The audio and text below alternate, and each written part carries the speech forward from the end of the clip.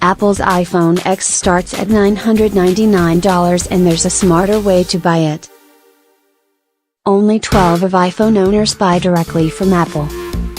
App, Alan Diaz. Apple's iPhone upgrade program allows you to pay over 2 years or upgrade after at least 12 payments. Monthly payments for the iPhone X begin at $49.91 through the iPhone upgrade program. If you won't buy a laptop from your internet provider, you might not want to buy a phone from your wireless carrier. With a starting price of $999, the iPhone X isn't cheap. But for those planning to upgrade regardless of the high price tag, it's worth considering an underutilized way to buy it: Apple's iPhone upgrade program. In 2015, I bought the iPhone 6s Plus this way after trading in an iPhone 5 I had held onto, or, more accurately, dropped a bunch of times for over 2 years. In 2016, I upgraded to the iPhone 7 Plus through the program, and in November, I plan to get traded in once the iPhone X begins shipping. It's not because I'm a tech enthusiast who has to have the latest and greatest gadget, although I admit it's nice to get a new iPhone every year, and switching is seamless thanks to Google Photos and contact syncing. My reasons for converting to Apple's upgrade program are primarily financial.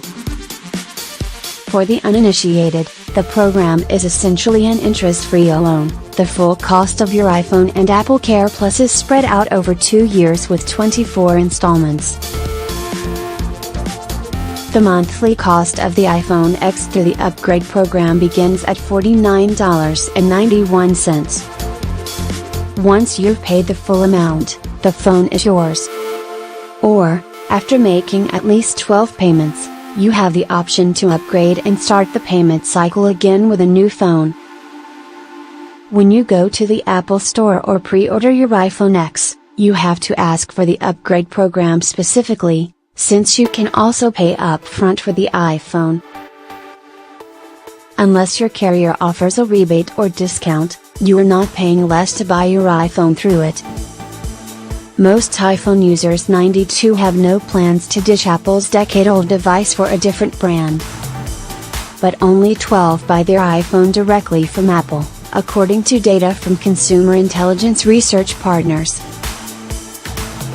3 out of 4 people still head to their wireless carrier to buy a new iPhone, even though the days of subsidies and incentives in exchange for wireless contracts are behind us. With all the publicity that Apple garners for its own stores, it's kind of an overlooked fact that the carriers by far sell the most phones in the US, said Michael Levin, a partner and co-founder of SERP. The iPhone X will begin shipping in November. Marcus Schreiber, App. Many wireless carriers offer similar installment programs, and some even appear to be less expensive. But it's important to understand that the price you pay for the phone retail price is the same. If the monthly amount is less, it's probably because you will make payments over a longer period or because it doesn't include Apple Care Plus. Waiting to upgrade doesn't save that much, and it puts you at risk of damaging or losing your phone. Many people hold on to their iPhones for 30 months before upgrading, according to Jim Suva, a senior analyst at Citigroup. While that may seem financially wise, it's not exactly something to be smug about, if you do the math. Let's say you buy a new iPhone 7 Plus for $769 and add Apple Care Plus for $129, for a total of $898, not including tax. If you keep it for 22 months before upgrading, the current average your monthly cost breaks down to about $41. You pay $5 less per month if you purchase it through the upgrade program instead. Not only would you pay less per month, but you'd have to hold the phone for only 1 year before getting a new one. Even if you decide to buy a new iPhone without Apple Care Plus, use it for 30 months, and then resell it, the amount you save isn't astronomical. Let's say you buy it for $769 and sell it back to Apple after 30 months for $135. In that scenario, your all-in cost is $21 a month.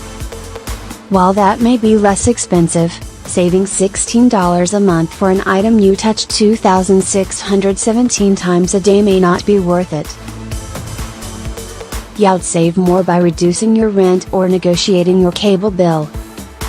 Plus, by planning to keep the phone for so long, you take on the risk that your screen cracks or you drop it in a pool before you're ready to resell it. I've bought an iPhone using both approaches, and for me the decision is clear. I would prefer to pay $37 a month to know my phone is covered and that I can get a new one every September than to pay $21 a month and have to worry about keeping it in good shape for years. Apple Care Plus is the best tech support for your iPhone, hands down. Last year, I made the mistake of typing an email on my iPhone while walking on an elevated subway platform after a rainstorm. A terrible idea no matter the weather, I know. I didn't get very far before I tripped, sending my iPhone flying.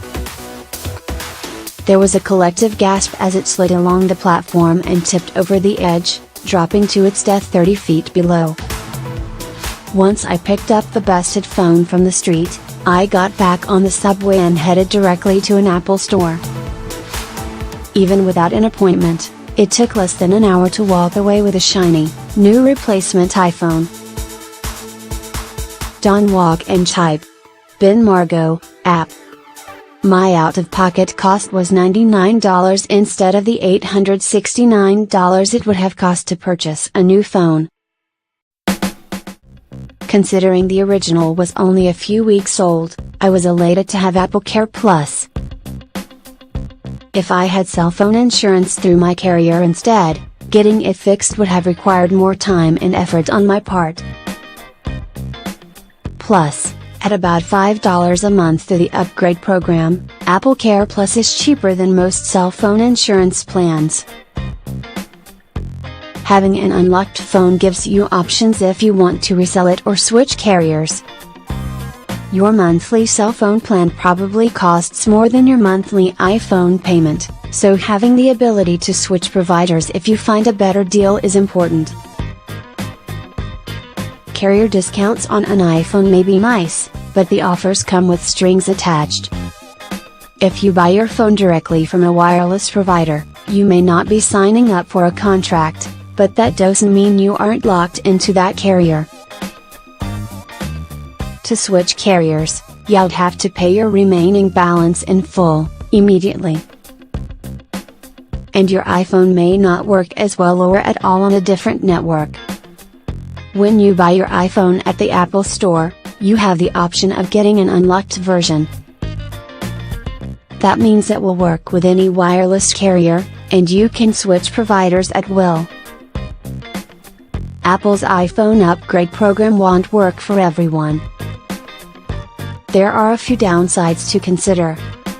To qualify, you have to have good credit, because you're essentially taking out the loan.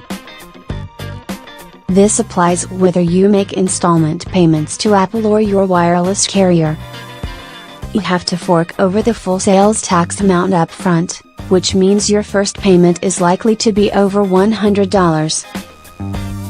Again, this holds true whether you buy your phone from Apple or your wireless carrier. Apple Care Plus doesn't cover you for a lost or stolen phone, though your home or renter's insurance might.